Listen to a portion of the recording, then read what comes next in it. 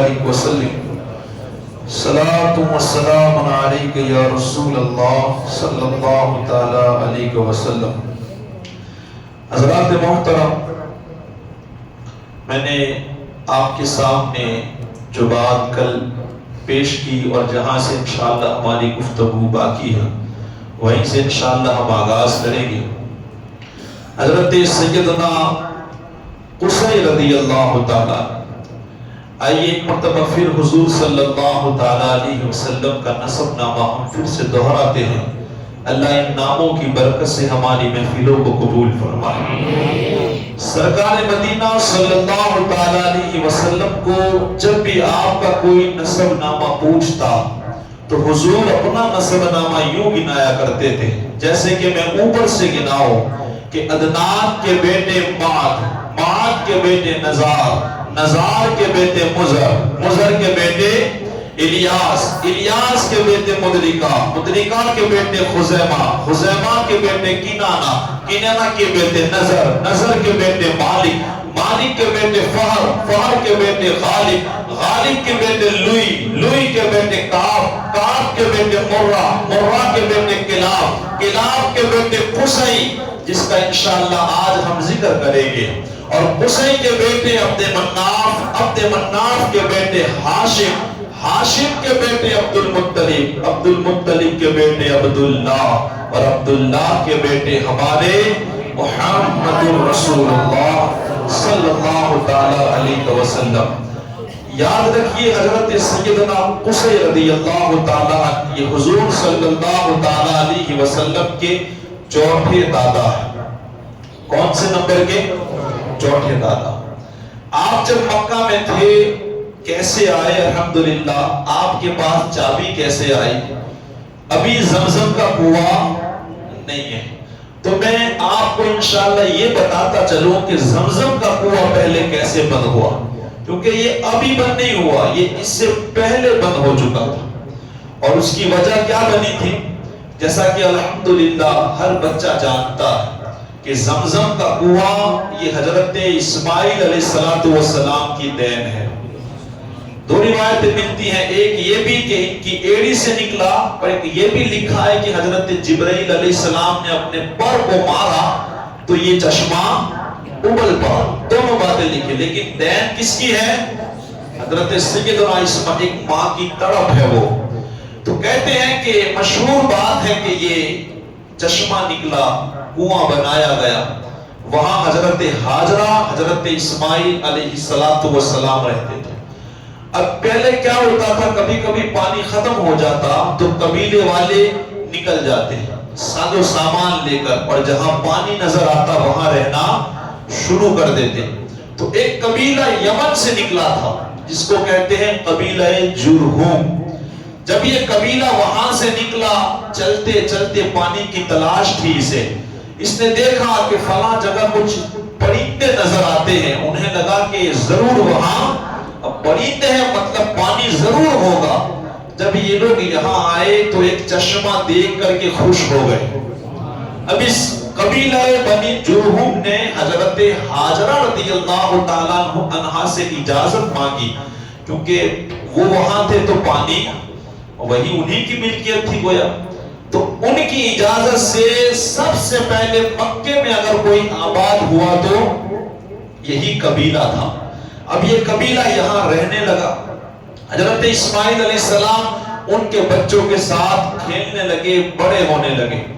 کہتے ہیں کہ جب بڑے ہوئے تو حضرت اسماعیل علیہ السلام اور اس قبیلے کا ایسا کوئی رشتہ، یہ تو اجنبی تھے، لیکن جب بڑے ہوئے تو انہی قبیلے کی لڑکی سے آپ نے شادی کر دی، گویا آپ کا وہ سسرال ہو گیا اور رشتہ مضبوط ہو گیا۔ اب جب مضبوط ہوا، اللہ نے بہت زیادہ اولاد دی تھی حضرت اسماعیل علیہ السلام کو، تو ان کی اولاد کا یہ کیا ہوا؟ ننیحال ہو گیا۔ ان کے ماموں ہیں وہاں، ان کے ماموں کے لڑکے ہیں، ان کی مامیاں ہیں۔ لیکن کہتے ہیں کہ حضرت اسماعیل علیہ السلام جب اس دنیا سے گئے تو پھر ایک دو نسل کے بعد یا چند نسل کے بعد اس قبیلے والوں نے حضرت اسماعیل علیہ السلام کے خاندان سے ذمہ داریاں لے لی اور چابی بھی لے لی. مکے کی چابی جب حضرت ابراہیم علیہ السلام نے مکہ بنایا تو وہ پوری ذمہ داری حضرت اسماعیل علیہ السلام کی تھی. لیکن اس قبیلے والوں نے کیا کیا؟ وہ چابی اپنے پاس لے لی. اب جب لے لی تو لکھتے ہیں کہ ایسی پریشانیاں بھی آئی کہ حضرت اسماعیل علیہ السلام کی اولاد کچھ مکہ چھوڑ کے چلی گئی. ہو سکتا ہے ان کے کچھ جھگڑے آپس کے کچھ بناؤ بنے ہو تو ان لوگوں نے مکے کو بھی چھوڑ دیا. اور یہ بھی بتایا گیا ہے کہ ان لوگوں نے اتنا بیسر کیا کہ یہ لوگ مکہ چھوڑ کے حضرت اسماعیل علیہ السلام کی اولاد مکہ چھوڑ کے چلی گئی. جب یہ چلی گئی اب یہ قبیلہ یہاں اکیلا رہ رہا تھا. اب کہتے ہیں کہ اس کی بھی نسل آگے بڑھنے لگی. کعبے کی حفاظت یہی لوگ کر رہے تھے لیکن ان کی نسل میں ایک بندہ ایسا حاکم بنا جو بڑا ظالم تھا. اب ظالم بنا اب اس کی نیت پھر کیا رہی؟ جو بھی قافلہ آتا نا تو اس نے لوٹ مار شروع کر دی. ان کو لوٹ لیتا وہ اور ان کے ہتھیار لے لیتا. کعبے میں کوئی تحفے بھیجتا اسے بھی ہتھیار لیتا اور کعبے کی امانت میں بھی یہ خیانت کرتا. اب جب یہ ماحول چلنے لگا دیکھا لوگ پریشان ہونے لگے کہ یہ تو بڑا ظالم بن چکا ہے. قافلہ آتا ہے ان کا مال بھی ہتھیا لیتا ہے. تو لوگ پریشان ہوئے تو بتاتے ہیں کہ کچھ قبیلے اطراف میں جو آباد تھے جیسے کنانہ ہے اس کے علاوہ کافی نام بتائے جاتے ان لوگوں نے گویا ایک سنگٹھن کیا اور کہا کہ ہمیں اس کے خلاف اٹھنا چاہیے. یہ بڑا ظلم کرتا ہے لوگوں کو لوٹتا ہے. خیر ان سارے قبیلے والوں نے مل کر کے قبیلہ بنی جرہم پر حملہ کر دیا. اب وہاں حضرت اسماعیل علیہ السلام کی اولاد اس وقت نہیں تھی. وہ لوگ اطراف میں جا کے بس گئے. اب جب حملہ ہوا نا تو وہ سارے قبیلے والے ایک ساتھ حملہ کیا تو اس میدان میں بنی جرہم ٹک نہیں سکا. حالات یہ بنے کہ ان کو مکہ چھوڑنے کی باری ان کی آ گئی. اب ظاہر سی بات ہے جب اللہ کے گھر کے ساتھ کوئی ایسا کرے گا تو اللہ اس کی کبھی مدد کر سکتا؟ کبھی اللہ کی مدد نہیں آئے گی. لیکن یہ لوگ جب جانے لگے تو جاتے جاتے انہوں نے کیا کیا؟ حجر اسود کو اس کے علاوہ بتاتے ہیں کہ ہرنیاں کی سونے کی مورتیاں کی طرح کچھ تھا. سونے کی ہرنیاں کسی نے تحفے میں بیچی ہو بنا کے یا بہت سارے ایسے خزانے تھے ہتھیار تھے قیمتی چیزیں تھی وہ ساری چیزیں انہوں نے اس کنویں میں ڈال دی. حجر اسود کو بھی کنویں میں ڈال دیا اور بالکل برابر کر دیا. یہی قبیلے والے لوگ تھے جنہوں نے زمزم کے کنویں کو بالکل بند کر دیا تاکہ ہم یہاں سے جا رہے ہیں تو اس کو کوئی استعمال نہیں کرنا چاہیے. ان قبیلے والوں نے یہ کیا. اب یہ قبیلے والے یہاں سے کہاں گئے؟ واپس اپنے باپ داداؤں کے گاؤں جسے یمن بتایا گیا. یہ قبیلے والے وہاں چلے گئے. اس کے بعد دوسرے قبیلے والے جنہوں نے جنگ کی تھی یہاں آ کر کے وہ آباد ہوئے. اب یہاں نہ تو حضرت اسماعیل علیہ السلام کی اولاد ہے اور نہ ان کے سسرال والے لوگ ہیں. کوئی نہیں, یہاں بالکل نئے لوگ آئے. اب کہتے ہیں کہ یہ لوگ بھی کعبے کی حفاظت کرتے کرتے ان میں ایک ایسا حاکم بنا جو کہیں گیا تھا. ابھی تک یہاں بتوں کی پوجا نہیں ہو رہی تھی لیکن پھر وہ کہیں گیا. سب کے نام کتابوں میں لکھے ہیں, کبھی کبھی ذہن میں نہیں رہتے. تو ایک ایسا حاکم بنا, وہ دیکھ کے آیا کہ فلاں جگہ اس طرح بتوں کی عبادت کرتے ہیں تو وہ بھی یہاں اس نے بتوں کی عبادت شروع کر دی. اس طرح مکے میں عبادت شروع ہوئی بتوں کی. کہتے ہیں کہ پھر مسلسل یہ چلتا رہا. ایک بڑھا, دو بڑھا, تین. پھر جانتے ہو نا کہ حضور کے زمانے میں کتنے سارے بت ہو چکے تھے. اب یہ سلسلہ چلتا رہا. چابی بھی حضرت اسماعیل علیہ السلام کے خاندان میں نہ رہی اور زمزم کا کنواں بھی مٹ گیا تھا. اب چلتے چلتے حضرت اسماعیل علیہ السلام کے خاندان کے لوگ کبھی آتے رہتے بھی لیکن نہ تو ان کا کعبے پہ کوئی قبضہ ہوتا اور نہ ان کے پاس چابی ہوتی. حالانکہ بتایا گیا ہے کہ وہ پریشان بھی رہتے. لیکن چلتے چلتے حضرت سیدنا کلاب رضی اللہ تعالی یہ مکے میں آباد ہوئے، حضرت اسماعیل علیہ السلام کی اولاد میں سے ہے یہ، اور حضور صلی اللہ علیہ وسلم کے یہ 5 میں دادا ہے۔ حضرت کلاب نے شادی کی، ان کے 2 بیٹے ہوئے، ایک حضرت زید اور دوسرے حضرت زہرا۔ یہ زید وہی ہے جن کو ہم آج حضرت قصی کہتے ہیں۔ کیا نام ہے ان کا؟ اصل نام زید ہے، لیکن کیا بتاتے ہیں کتابوں میں کس سے مشہور ہو گئے؟ قصی سے۔ تو ان کے 2 بیٹے ہوئے، ایک حضرت قصی اور ایک حضرت زہرا۔ ابھی حضرت قصی بچپنے کا عادت تھا کہ باپ کا انتقال ہو گیا۔ جب باپ کا انتقال ہوا تو ان کی ماں نے دوسری شادی کی، اور شادی جس کے ساتھ کی نا وہ مکے سے بڑی دور رہتا تھا۔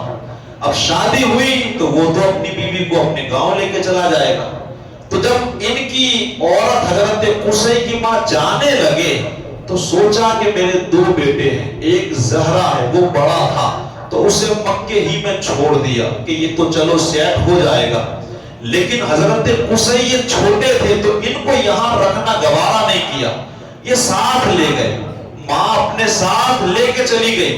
اب حضرت قصی دوسری جگہ بڑے ہو رہے ہیں، ان کی زندگی بڑھ رہی ہے، لیکن ایک مرتبہ بچوں کے ساتھ توجہ کیجیے گا، بچوں کے ساتھ کھیل رہے تھے تو کسی نے تانا دیا غریب الوطن کا۔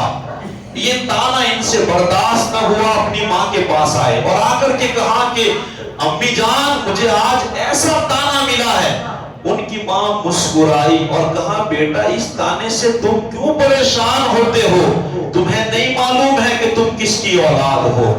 یہ وہ تھے جن کی پیشانی میں نور محمدی چمک رہا تھا۔ کہا بیٹا تم تو مکے کے واسی ہو، اور یاد رکھو تم کلاب بن مرہ کے بیٹے ہو۔ تم نہیں جانتے یہاں جتنے قبیلے والے ہیں ان سارے قبیلوں میں تمہارا نسب اعلیٰ ہے۔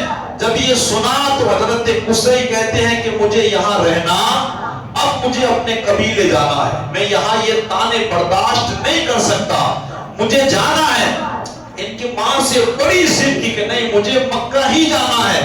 آخرکار ان کی ماں کو جھکنا پڑا، کہا کہ بیٹا چلو 2-3 مہینے کے بعد اپنے حج کا مہینہ آ رہا ہے تو ایک قافلہ وہاں جانے والا ہے تو میں ان کے ساتھ تمہیں بھیج دوں گی، کیونکہ ماں جانتی تھی کہ میرا بڑا بیٹا وہاں رہ رہا ہے تو یہ چھوٹا بیٹا اس کے ساتھ اچھی طرح سیٹ ہو جائے گا۔ اب جب یہ قافلہ گیا تو حضرت قصی کو ان کے ساتھ کر دیا۔ حضرت قصی رضی اللہ تعالیٰ جب مکے پہنچے تو وہ اپنے بھائی زہرا کے ساتھ رہنے لگے۔ اللہ اکبر، یہ نور محمدی کے ساتھ پروان چڑھے۔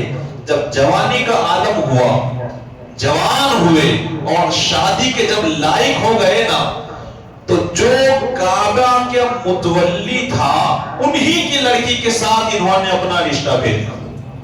کون؟ جس وقت کعبے کی چابی جس بندے کے پاس تھی تو ان کا رشتہ، اپنا رشتہ ان کے پاس انہوں نے بھیجا کہ تمہاری لڑکی کی شادی میرے ساتھ کر دو۔ اب وہ جو متولی صاحب تھے گویا وہ جانتے تھے کہ ان کا نسب بڑا اعلیٰ ہے، یہ بڑے لوگ تھے اور الحمدللہ خوبصورت ایسے تھے اور پیشانی میں نور محمدی، تو کیسے لگتے ہوگے؟ اب وہ رشتے کو ٹھکرا نہیں سکا، اسے تو بڑی خوشی ہوئی کہ یہ تو بڑی اچھی بات ہے، اتنا اعلیٰ رشتہ میری بیٹی کے لیے آیا۔ تو اس کعبہ کے متولی نے اپنی بچی کا رشتہ حضرت قصی رضی اللہ تعالیٰ عنہ کے ساتھ کر دیا۔ اب کہتے ہیں کہ تھوڑے ٹائم کے بعد وہ بوڑھا ہو گیا، تو اس نے سوچا کہ یار میرے پاس اتنی طاقت تو رہی نہیں، تو اس نے وہ چابیاں اپنی بیٹی کو دی۔ وہ حضرت قصی کی بیوی نہیں، اس کی دوسری کوئی بیٹی ہوگی، اس کو دے دی۔ کہا بیٹی یہ چابی تو رکھ، میں بوڑھا ہو گیا ہوں، اب مجھ سے یہ کام نہیں ہو پا رہے۔ تو بیٹی نے چابی لے لی اور بیٹی چابی لینے کے بعد کہنے لگی کہ میں تو عورت ہوں، کیا میں جا کر کے کعبے کا دروازہ کھولوں گی؟ یہ سب کام تو میں کر نہیں سکتی۔ تو بیٹی نے وہ چابی اپنے بچے کو دے دی کہ بیٹا یہ چابی تو رکھ اور یہ ذمہ داری تو نبھانا۔ حضرت قصی رضی اللہ تعالیٰ عنہ نے جب دیکھا کہ چابی گویا رشتے میں آپ اس کے کھالو لگے گے. کیا لگے گے؟ کھالو. تو انہوں نے کیا کہا اس بندے سے کہ میں تجھے ایک مشغلہ دے رہا ہوں شراب کا بھرا ہوا اور کچھ تحفہ دے رہا ہوں، بس یہ چابی تو میرے حوالے کر دے. کتاب میں بڑی خوبصورت بات لکھی ہے کہ جب بھی کوئی سودا کرتا نا اور گھاٹا ہوتا تو یہی مثال عرب والے دیا کرتے تھے کہ یار تو نے تو اس بندے جیسا سودا کیا ہے جس نے ایک مشغلے میں کعبے کی چابی دے دی تھی. یار اتنا گھاٹے والا سودا، اس بندے کی مثال عرب والے ہمیشہ دیا کرتے تھے.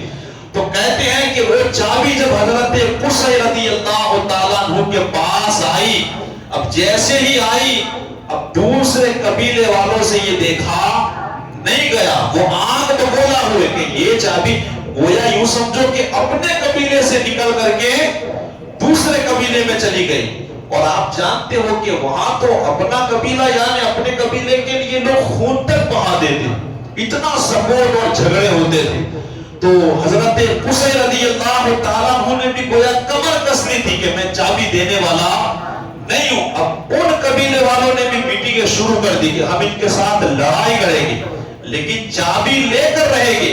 ادھر حضرت قصی رضی اللہ تعالیٰ عنہ نے دیکھا کہ یہ میری جان کے دشمن بن چکے ہیں، تو اپنے اطراف کے قبیلے والوں کو آواز دی، اپنے رشتہ داروں کو آواز دی، سارے ان کے جتنے بھائی تھے وہ سارے آپ کے کانٹے سے کانٹا ملا کر کے کھڑے ہو گئے، کہا ہم تمہارے ساتھ ہیں. آخر کار لڑائی ہوئی، اتنی لڑائی ہوئی کہ کئی لاشیں بچ گئی، خون سڑکوں پہ بچھا، بڑا نقصان ہوا. لیکن جب یہ لوگ لڑتے لڑتے تھک گئے، ہار جیت کا فیصلہ نہیں ہو پایا. آخرکار جب انہوں نے دیکھا کہ یہ تو ہمارا بڑا نقصان ہو گیا ہے، کوئی سمجھدار انسان اٹھا کہ بھئی ان لڑائی کو بند کرو. ایک وہاں کوئی ایسا بندہ تھا جو فیصلے کرتا تھا، جس کی عزت تھی، کہا اس کے پاس جا کر کے ہم اپنا فیصلہ کرا لیتے. کہتے ہیں کہ یہ لوگ گئے اس کے پاس فیصلہ کرنے کے لیے کہ تم فیصلہ کرو ہمارے ان دونوں قبیلوں کے بیچ میں کیا کرنا چاہیے. اس نے بڑا خوبصورت فیصلہ کیا. وہ کہنے لگا کہ دیکھو لاشیں ادھر بھی بچھی ہیں اور لاشیں دونوں طرف کا نقصان، اب اسے بھول جائے، نہ یہ اس کو پیسے دے گا اور نہ اس کو پیسے دے گا.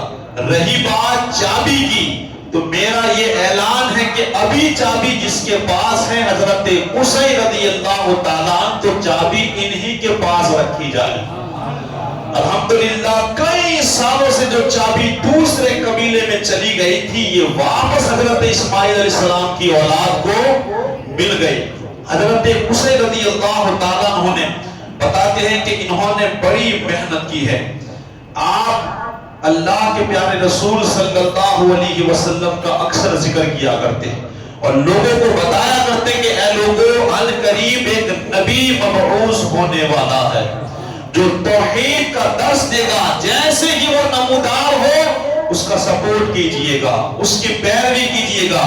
اور حضرت کعب رضی اللہ تعالیٰ یہ وہی شخصیت ہے. پھر اللہ نے آپ کو وہ عزتیں دی کہ جب کہیں لڑائی ہوتی تو فیصلے آپ کے گھر میں آ کر کے ہوتے، شادی کسی کو کرنی ہوتی تو آپ کے گھر میں آ کر کے فیصلے ہوتے. دار الندوہ ایک عمارت آپ نے نام سنا ہوگا، مکے میں سب سے پہلے جس ذات نے بنائی وہ حضرت قصی کی ذات. اس دار الندوہ میں مشورے ہوا کرتے تھے اور ایک شرط یہ بھی رکھی گئی تھی کہ 40 سال کا انسان ہی اندر جا سکتا ہے، اس سے کم عمر کا انسان اندر داخل نہیں ہو سکتا، اس کے اوپر کا یعنی کہ وہ بڑا تجربے والا ہوگا. اب وہ جو نصیحت کرے گا یا کوئی بات رکھے گا تو اس کی بات میں وہ کہتے ہیں نا ہمارے بھاشا میں کہ بھومیار انسان، تجربے کار.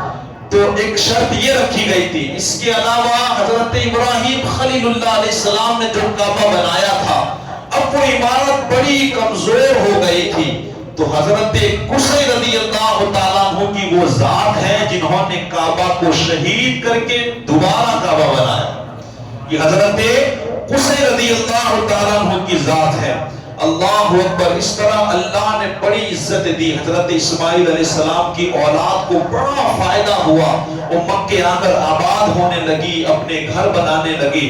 آخر کار حضرت قصی رضی اللہ تعالیٰ عنہ کی شادی ہوئی، یہ نور اور آگے بڑھا اور ان سے حضرت عبد مناف دنیا میں تشریف لائے، یہ نور ان کی پیشانی میں پہنچا۔ حضرت عبد مناف کو بھی اللہ نے بڑی عزتیں دی، ان کی پیشانی میں نور محمدی چمک رہا تھا۔ ابھی زمزم کا کنواں یہ بالکل بند ہے اور لوگوں کے ذہن میں سے بات بھی نکل گئی ہے، ختم ہو چکی ہے، کوئی نہیں جانتا کہ یہ کنواں بھی کبھی تھا۔ حضرت عبد مناف رضی اللہ تعالیٰ عنہ نے شادی کی اور یہ نور اور آگے چلا اور ان سے حضرت ہاشم پیدا ہوئے۔ کون؟ یہ حضور کے پردادا ہیں، بڑے قریب آ گئے ہیں، یہ حضور کے پردادا ہے۔ کہتے ہیں نا کہ حضور الحمدللہ ہاشمی گھرانے سے مانے جاتے ہیں، تو حضرت ہاشم رضی اللہ تعالیٰ عنہ کو بھی اللہ نے بڑی عزتیں دی۔ آپ جوان ہوئے، ایک وہاں عرب والوں میں ایک ایسی عادت تھی، اتنی خراب، پیسے نہیں ہوتے نا، اگر بندہ بڑا کمزور ہو جاتا تو سوچئے ان کی غیرت دیکھیے، وہ کسی کے پاس پیسے نہیں مانگتی بلکہ جنگل میں چلی جاتی، خیمہ گاڑ دیتی اور وہاں بھوکی اور پیاسی مر جاتی اتنی، لیکن کسی کو پتہ نہیں چلنے دیتی کہ ہمارے پاس کچھ نہیں ہے۔ حضرت ہاشم رضی اللہ تعالیٰ عنہ نے جب یہ دیکھا، کہا یہ تو بہت بری بات ہے، لوگوں کو سمجھایا کہ تمہارے پاس پیسے نہیں ہے تو اپنی جان کیوں اس طرح قربان کر دیتے ہو، امیروں کو سمجھایا کہ یار تمہیں سمجھنا چاہیے، اگر کوئی مفلس ہو جائے، غریب ہو جائے تو ایک امیر ایک غریب کو لے جائے۔ اس طرح یہ کام چلنے لگا۔ اس کے بعد الحمدللہ کوئی جنگل میں جا کر اپنی موت اس طرح نہیں دیتا تھا۔ یہ حضور کے گھرانے دیکھیے، حضور کی آبا و اجداد پہلے کیسے کام کرتے تھے، کتنی فکر ان کو ہوا کرتی تھی، یہاں تک کہ ایک مرتبہ بتایا گیا آپ کا نام ہاشم کیسے پڑا۔ اب ایک مرتبہ تجارت سے آئے تو بڑا قحط پڑا ہوا تھا، کھانے کا کچھ نہیں تھا لوگوں کے پاس، اور جب حضرت ہاشم آئے نا تو آپ کے اونٹ بہت زیادہ تھے اور اس پر آٹا لڑا ہوا تھا، تو آپ نے ان اونٹوں کو ذبح کر دیا۔ سخاوت دیکھے آپ، اونٹوں کو ذبح کیا، اس کا گوشت پکایا گیا، شوربہ بنایا گیا اور ان آٹے کی روٹیاں بنا کر کے توڑ توڑ کے ان شوربے میں ڈال کر سب کو پیٹ بھر کر کے آپ نے کھلایا، پیٹ بھر کر کے۔ ہاشم کا معنی یہی ہوتا ہے کہ روٹیوں کو توڑ کر شوربے میں ملا کر کے کھلانے والا، الحمدللہ۔ اور آپ کا پھر یہ جو پیشانی میں نور تھا یہ آگے کیسے بڑھا؟ کہتے ہیں کہ آپ ایک مرتبہ جا رہے تھے شام کی طرف، تو یثرب ہو کر کے گئے۔ کہاں سے گئے؟ یثرب گئے، اور یثرب سے پھر شام جانا تھا۔ تو جب یثرب گئے، یاد رکھیے گا یثرب کون سی جگہ ہے آپ جانتے ہو؟ آپ کو معلوم ہے یہ یثرب ہے، دنیا میں یثرب سے یہ مشہور تھا، لیکن دیکھیے ہمارے نبی کا کمال، جب یثرب میں حضور نے قدم رکھا وہ یثرب نہیں، وہ مدینۃ المنورہ بن گیا۔ حضور کا فیضان تو دیکھیں آپ، الحمدللہ ہم سنیں گے کہ حضور کی برکتیں کیا ہوتی ہیں۔ بس انشاءاللہ آج کا دن، کل کا دن، پھر انشاءاللہ دیکھیے حضور کا مقام، دیکھیے اللہ کو کتنی محبت، ان کو کتنا پیار ہے۔ تو آپ جب یثرب سے ہو کر کے گئے تو ایک لڑکی آپ کو پسند آ گئی، اور جیسے ہی پسند آئی تو اس کے باپ کو آپ نے بات کی، کہا کہ تمہاری بیٹی مجھے پسند ہے، آپ شادی کر دیں۔ تو باپ نے کہا کہ کوئی بات نہیں، میں شادی کر دیتا ہوں، لیکن میری ایک شرط ہے۔ کہا کیا شرط ہے؟ کہا کہ اولاد میرے گھر میں جنم لے گی۔ کیا کہا؟ آپ دیکھیں، اب سمجھ رہے ہو نا، اولاد کہاں جنم لے گی؟ میرے گھر میں۔ آج ہم بہو لاتے ہیں تو کام کراتے ہیں پیٹ بھر بھر کے، اور اگر وہ پیگنٹ ہو جائے تو 8 مہینے 7 مہینے تک کام کراتے ہیں، اور جب ڈیلیوری کا خرچ آتا ہے جا تیرے باپ کے گھر ہے۔ یہ ہماری اس کو کیا کہتے ہیں، وہ مرد والی عادت نہیں بولتے اس کو، حالانکہ اسلام کے طریقے سے دیکھا جائے نا تو یہ خرچہ تو اس کے شوہر کے اوپر تھا کہ وہ اٹھائے، اور ہم کیا کرتے ہیں اس کے گھر بھیج دیتے ہیں تاکہ اس کا باپ خرچہ اٹھائے. یہی سب باتیں ہیں جس نے ہمارے معاشرے کو تباہ کر کے رکھا ہے. اب آپ بتائیں آج تو نارمل بھی اگر ڈیلیوری ہو نا تو 10 سے 15,000 روپے کا خرچہ ہے, اور اگر سیزر کیا جائے تو اللہ خیر کرے 50 سے 60,000. ہمیں اسلام یہ درس نہیں دیتا. میں تو کہتا ہوں جائے اس کے ماں کے گھر, لیکن شوہر کی ذمہ داری ہے کہ وہ ڈنکے کی چوٹ پر وہاں کہے کہ جتنا خرچہ ہوگا وہ میں دوں گا, تمہیں اپنی جیب سے نہیں دینا ہے, کیونکہ اس کو نان و نفقہ کے ساتھ میں اپنی ذمہ داری پہ لایا ہوں. بیمار ہوتا ہے, میں نے اکثر یہ چیز دیکھی ہے, لڑکی بیمار ہو جا تیری ماں کے گھر, ہاں وہ جب دوا خرچہ سب ٹھیک ہو جائے, اب ادھر ہمارے کپڑے دھو, ہمارے باسن گھس, ہمارا یہ کام کر, ہمارا وہ کام کر, پھر بیمار ہو جا تیری ماں کے گھر. یعنی خرچہ باپ اٹھائے. اور یہی دیکھا گیا ہے, لوگ ٹیمپے میں جا کے دیکھتے ہیں کہ کیا کیا دیا ہے, کوئی یہ نہیں دیکھتا کہ باپ نے اپنا کلیجہ دے دیا, کس طرح پالا تھا. مجھے اس پر کافی باتیں بولنی تھی لیکن وقت نہیں ہے. ہمارے انشاءاللہ کل کا موضوع یہی رہے گا, وہ میں آخر میں انشاءاللہ بتا دوں گا کہ معاملہ کیا ہے. تو کہنے کا مطلب یہ کہ دیکھیے وہ کتنے خوددار تھے, وہ جانتے تھے کہ بیٹی جہاں جاتی ہے بچہ وہی جنم لیتا ہے, لیکن اس باپ نے کہا کہ بھئی بیٹا کوئی بھی اولاد ہو تمہارے گھر جنم نہیں لے گا, وہ میرے گھر آنا چاہیے. تو حضرت ہاشم نے ایک ٹھنڈی سانس لی, کہا چلو کوئی بات نہیں. وہ اتنے مرد تھے, خرچہ اٹھانا جانتے تھے. حضرت ہاشم نے کہا کہ ابھی تو میں جا رہا ہوں شام تجارت کرنے کے لیے, لیکن جب واپس جاؤں گا مکہ تو میں اپنی بیوی کو ساتھ لے جاؤں گا. کیسی شادی یار, کسی کو پتا بھی نہیں چلتا شادی ہو جاتی ہے. اور یہاں تو صرف لڑکی دیکھے نا تو وہ بھتیجے سے لے کر پوتے سے لے کر دادا نہیں پردادا کو بھی پتا چلتا ہے ہاں کہ اس نے لڑکی دیکھ لی ہے. اور منگنی ہو نا تب تو اپنے گاؤں میں ڈھڈورا پیٹا جاتا ہے. شادی نے تو برباد کر کے رکھ دیا ہے. اور کہتے ہیں نا جب شادی کی تاریخ ہو تو دادا نہیں, وہ پیر صاحب اگر قبر میں ہو نا تو کمبوتری رکھ کے ان کو بھی بتاتے ہیں کہ ہمارے گھر شادی ہے, آپ آئیے گا. یہ ہمارے حالات ہیں. عرب والوں کے اندر تو جانیے شادی ہوتی تھی, پڑوس کو نہیں پتا چلتا تھا کہ اس کی شادی ہو گئی, شادی کے بعد پتا چلتا تھا کہ یہ اس کی بیوی ہے, اس نے شادی کر لی ہے. حضرت ہاشم سفر پہ جا رہے ہیں, لڑکی پسند آئی, شادی کر لی. جب واپس آئے تو اپنی بیوی کو ساتھ لے کر کے آئے. اور جب آئے الحمدللہ ان کی ایک شرط تھی. شرط کیا تھی؟ جب آپ کی بیوی حاملہ ہوئی اور بچہ جنم دینے کی باری آئی تو آپ اپنے گاؤں پھر یثرب, جسے آج مدینہ کہا جاتا ہے, وہ وہاں چلے گئے. حضرت ہاشم رضی اللہ تعالیٰ کہتے ہیں کہ بیٹا پیدا ہوا, اس کا نام شیبہ رکھا گیا. اصل میں نام کیا ہے؟ شیبہ بتاتے ہیں. ایک دو نام اور بتاتے ہیں جس کو آج ہم سب حضرت عبد المطلب کے نام سے جانتے ہیں. حضور کے دادا پیدا ہوئے. اب کہتے ہیں کہ حضرت ہاشم وہ تجارت کے لیے شام گئے نا تو وہاں ان کا انتقال ہو گیا, وہ اپنی اولاد کو مکہ بھی نہ لا سکے. اب وہ حضرت عبد المطلب وہ یثرب میں بڑے ہو رہے.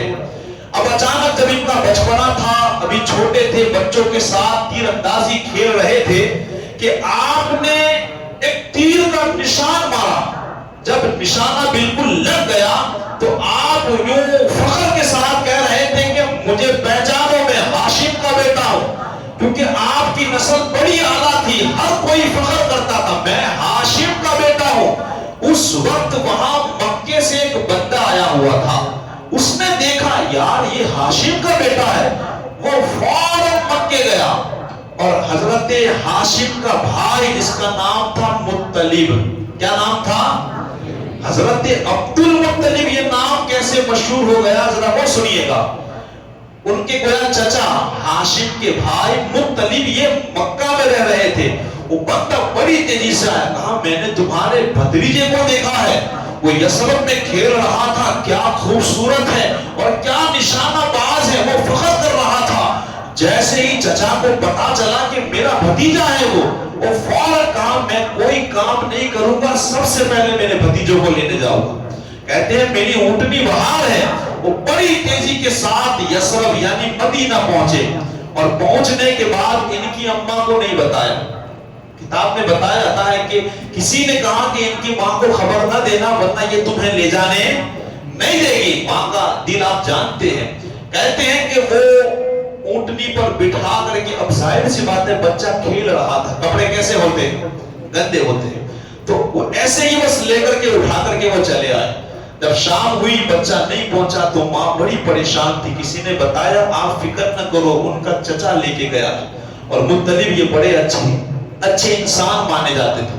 جب یہ مکہ شریف میں آئے، اب ظاہر سی بات ہے لوگوں کی محفلیں، وہ بیٹھتے ہیں نا سڑکوں پہ لوگ، تو وہاں بھی اس طرح کچھ کھڑے تھے کچھ بیٹھے تھے. لوگ دیکھ رہے تھے یہ کس کا بچہ ہے، کیونکہ مطلب کا تو بیٹا وہ تھا نہیں.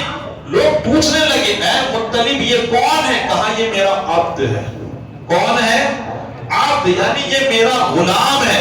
جیسے ہی انہوں نے کہا عبد تو لوگوں نے کہا اچھا یہ عبد المطلب ہے، یعنی مطلب کا غلام ہے.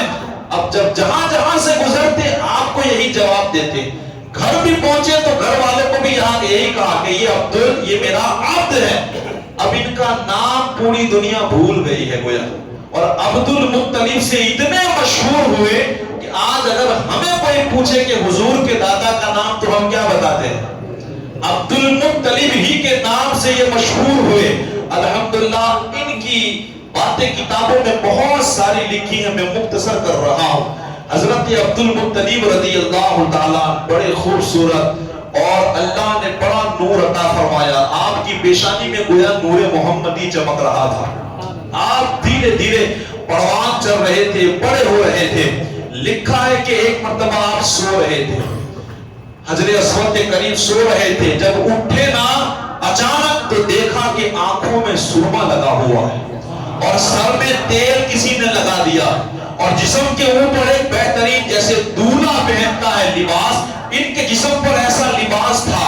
یہ بڑے حیران ہوئے، فوراً اپنے گھر گئے، جا کر کے بتایا یہ کیا ماجرا ہے. تو جو کاہنی ہوتے ہیں نا نجومی لوگ، ان کے پاس لے کے گئے کہ یہ آخر یہ کیسے ہو گیا اچانک. تو اس نے بتایا کہ دراصل آسمانوں کا جو خدا ہے وہ بتا رہا ہے کہ ان کی شادی کر دی جائے. ان کی یہ نشانی اس بات کی ہے، ان کی شادی کر دی گئی. تو کہتے ہیں کہ حارث پیدا ہوئے. جب ان کی اماں کا انتقال ہو گیا، آپ نے پھر خواب دیکھا، اور پھر خواب دیکھنے کے بعد جب دوبارہ شادی ہوئی تو ان سے حضرت عبداللہ پیدا ہوئے. حضرت عبد المطلب رضی اللہ تعالیٰ عنہ کے حوالے سے بہت سارے واقعات جڑے ہوئے ہیں. میں ایک آخری بات پیش کر دوں. آپ ایک مرتبہ سوئے ہوئے تھے تو آپ کو بار بار اشارہ دیا جاتا، کبھی بتایا جاتا طیبہ کھودو، آپ پریشان ہوتے. کبھی دوسرا نام بتایا جاتا. اس طرح 3 سے 4 مرتبہ خواب آیا. آپ پریشان تھے کہ میں سمجھ نہیں پا رہا ہوں. آپ کو بتایا گیا کہ آپ کے باپ داداؤں کا ایک کنواں ہے زمزم، آپ اسے کھودے. تو آپ نے پوچھا کہ کہاں ہے، کہاں سے کھودوں؟ تو بتایا کہ ایک کوا جہاں چونچ مارے گا اسی جگہ آپ کو کھودنا ہے. جب صبح اٹھے دیکھا ایک کالا کوا ایک جگہ چونچے مار رہا تھا، اور ادھر بھی ایک بوت تھا اور ادھر ایک لڑکے کا بوت تھا، ادھر ایک لڑکی کا. اس کی بھی داستان ہے. اب ان دونوں بوتوں کے بیچ میں وہ کوا چونچ مار رہا تھا. آپ صبح اٹھے، پھاوڑا لیا، کھودنا شروع کر دیا. اب وہاں کفار لوگ اپنے جانور ذبح کرتے تھے، تو انہوں نے روکا پہلے. کہا یہ آپ کیا کر رہے ہو؟ کہا مجھے اللہ کا حکم ہے کہ میں یہاں کھودوں، یہاں زمزم کا کنواں نکلے گا. کہتے ہیں کہ وہ رکاوٹ بنے، وہ بیچ میں آڑ بنے. کہا نہیں، ہم کھودنے تم کو نہیں دیں گے. آخرکار تھوڑی باتیں ہوئی. جب کھودنا شروع کیا تو وہ جو دفن کیا تھا نا خزانہ، وہ نکلنا شروع ہو گیا. اب جب خزانہ دیکھا، آپ جانتے ہو دنیا کو، یہ کہنے لگے اس میں ہمارا بھی اب حصہ ہے، ہم تم کو ورنہ کھودنے نہیں دیں گے. عبد المطلب کہنے لگے نہیں، یہ صرف میرا ہے، یہ سب کچھ میرا ہے، اور اللہ نے مجھے. آخرکار وہ لڑائی والا معاملہ پیش آیا. آپ نے فرمایا کہ ایک بندہ ہے شام یا یمن کا نام لیا، چلو اس کے پاس جاتے ہیں فیصلہ کرنے کے لیے، فیصلہ وہاں ہو جائے گا. آخرکار حضرت عبد المطلب اور وہ سارے لوگ پھر وہاں سے فیصلہ کرانے کے لیے نکلے. انشاءاللہ پھر کیا ہوتا ہے، وقت بہت ہو چکا ہے، ہمارا ٹائم انشاءاللہ ختم ہے، تو بات انشاءاللہ کل سے آگے بڑھائے گے. یہی حضرت عبد المطلب رضی اللہ تعالیٰ عنہ ہے جن کے زمانے میں واقعہ فیل پیش آیا. آپ نے سنا ہوگا کعبے پر ان کے زمانے میں بھی حملہ ہوا تھا، لیکن وہ حملہ اللہ نے کس طرح پھر کعبے کی حفاظت کی، انشاءاللہ وہ باتیں، اور کس طرح حضرت عبداللہ کی شادی ہوئی، کیا بناؤ بنا، انشاءاللہ یہ باتیں مجھے بیان کرنی تھی، لیکن ایک تقریر انشاءاللہ یہ باتیں پرسوں آپ کو میں سناؤں گا. کیونکہ ایک بات یہ بیچ میں لانی ہے کہ حضور کی آمد سے پہلے لوگوں کے دھرم والے حالات کیسے تھے، لوگوں کی سوچ کتنی گھٹیا بن چکی تھی، انسان کتنا گر چکا تھا. یہ خاص باتیں بیان کرنی ہے تاکہ پتا چلے کہ حضور کیسے ماحول میں آئے تھے اور اس ماحول کو حضور نے کیسے سدھارا ہے. پھر دنیا کیوں نہ کہے کہ یہ واقعی رحمت للعالمین بن کر کے آئے. اتنا انسان گر چکا تھا، اتنا گویا تحت الثری میں گرا تھا، حضور نے وہاں سے اٹھا کے اسے عرش الہی پہ پہنچایا ہے، اتنی عزتوں سے نوازا ہے. تو انشاءاللہ جو باتیں باقی رہ گئی ہیں اسے کل پوری کرنے کی پوری کوشش کی جائے گی، اور کل انشاءاللہ کچھ یہ بھی باتیں پیش کی جائے گی کہ لوگوں کے ریتی رواج اور کتنا انسان گر گیا تھا. اور پھر پرسوں سے انشاءاللہ حضور کی ولادت سے ہم بات شروع کریں گے. دعا ہے اللہ تعالیٰ مجھے علم دین سیکھ کر آپ تک باتیں پہنچانے کی اللہ توفیق عطا فرمائے. وما علینا الا البلاغ. السلام علیکم ورحمۃ اللہ وبرکاتہ.